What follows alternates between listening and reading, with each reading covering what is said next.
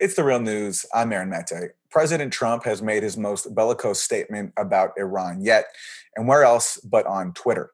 Trump warning Iranian President Hassan Rouhani that Iran, quote, will suffer consequences the likes of which few throughout history have ever suffered before. Trump claimed he was responding to a threat from a speech by Rouhani. But in fact, Rouhani had told Trump in his speech not to threaten Iran and saying, quote, America should know that peace with Iran is the mother of all peace and war with Iran is the mother of all wars. This comes as the U.S. ramps up efforts to destabilize Iran. In a speech on Sunday, Secretary of State Mike Pompeo outlined the campaign. Right now, the United States is undertaking a diplomatic and financial pressure campaign to cut off the funds that the regime uses to enrich itself and support death and destruction. At the center of this campaign is the reimposition of sanctions on Iran's banking and energy sectors.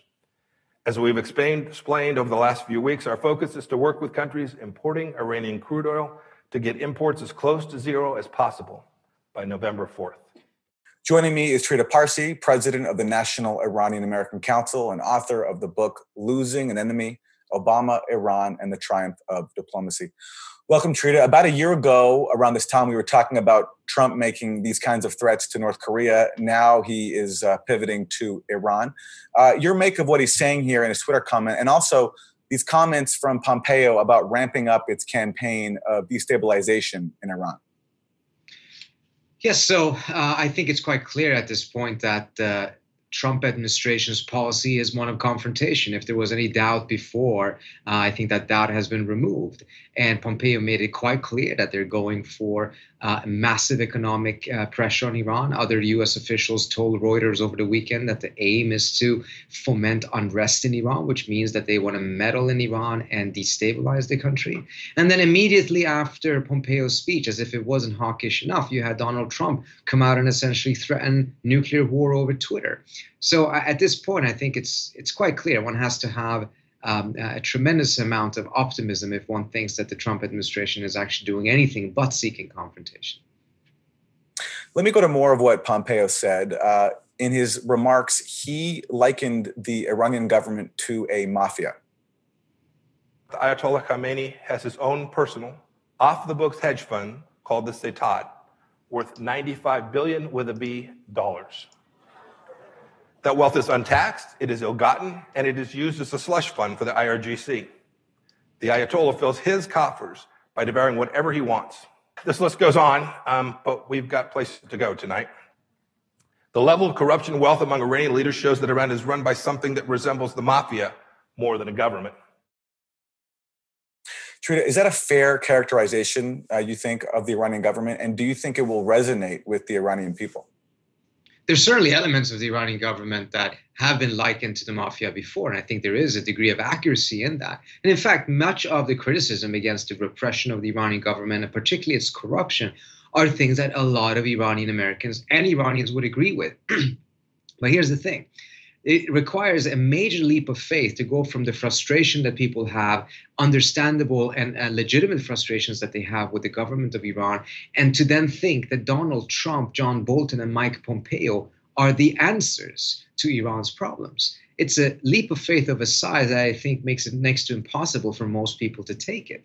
Because just as much as the Iranian government is repressive and its economic policies have been disastrous, does not mean in any way, shape, or form that Donald Trump, who is currently undermining democracy in Iran, is in a position to bring about more democracy undermining democracy in the United States, is in a position to bring about more democracy in Iran.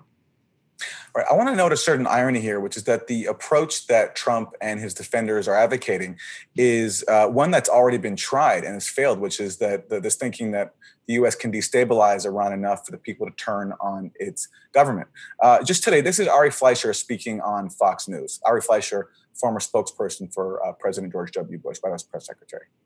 Fascinating change is underway inside Iran. No one can predict where they're going to go. But the more unstable we can help Iran to become, the better it is to actually secure peace if we can get rid of that theological regime one day, or if the Iranian people can get rid of it themselves. So it's interesting.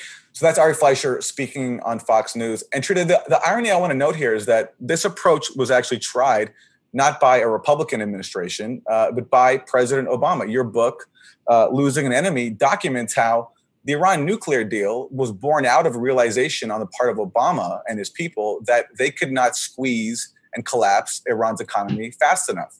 So they made a deal with the regime as a result. So accordingly, why do you think it is, or how do you think it is, the Trump administration will go about trying to squeeze Iran even more? And why do you think they believe it can succeed? Well, because I think unlike Obama, who actually pursued that path because he wanted to get a deal, the Trump administration and people like Ari Fleischer, their objective is not to strike a deal at the end of the day. The objective is to simply cause instability in Iran. I think, mindful of how susceptible the Trump administration is to pressures from Saudi Arabia and Israel, if we put ourselves in the shoes of the Saudi government, for instance, do you think the Saudi government, that itself does not practice anything near democracy, would like to see democracy in Iran? I think that's a preposterous thought. I think the Saudi government would fear democracy in Iran, because if Iran actually had a fully democratic and confident and competent government, its power in the region would probably increase significantly and shift the balance of power even further away from Saudi Arabia. What Saudi Arabia would like to see instead is actually instability in Iran, destabilize the country, just as Ari Fleischer said, because that actually would shift the balance of power in the favor of Saudi Arabia if Iran is using all of its resources to fight itself, essentially. And if you take a look at the map of the Middle East over the course of the last 20 years, one of the biggest differences is that today, neither Iraq nor Syria are power players in the geopolitical games of the region any longer, precisely because of the instability there and the invasion of Iraq. And if you're sitting in Saudi Arabia, that's probably exactly what you fish for in Iran. All right, we'll wrap there and come back in part two. My guest is Trita Parsi, president of the National Iranian American Council.